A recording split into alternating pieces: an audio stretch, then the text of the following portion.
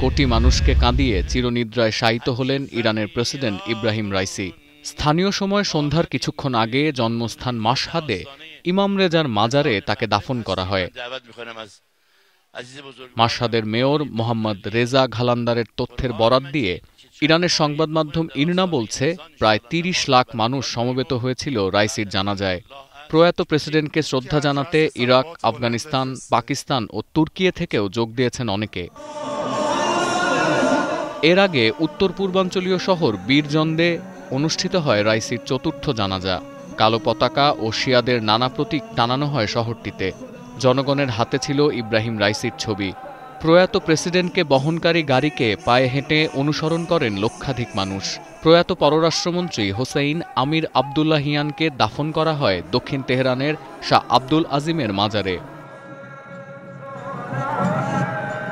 মঙ্গলবার থেকে শুরু হয় নিহতদের শেষ বিদায় জানানোর আনুষ্ঠানিকতা। জানাজা হয় রাজধানী তেহরান সহ তাবরিজ, কোম, বীরজন্দ ও মাশহাদে। তেহরানে জানাজায় অংশ নেন দেশের সর্বোচ্চ নেতা আয়াতুল্লাহ আলী খামেনি সহ শীর্ষস্থানীয় কর্মকর্তারা। গেল রোববার আজারবাইজানের সীমান্তবর্তী এলাকায় একটি বাঁধ উদ্বোধন করে ফেরার সময় বিধ্বস্ত হয় প্রেসিডেন্টকে বহনকারী হেলিকপ্টার। ১৬ ঘণ্টা তল্লাশি শেষে উদ্ধার করা হয় ৮ জনের মরদেহ। মর্মান্তিক এই দুর্ঘটনার তদন্ত করছে ইরান সরকার। সতীর্থ কর্মকার, এখন বিশ্ব।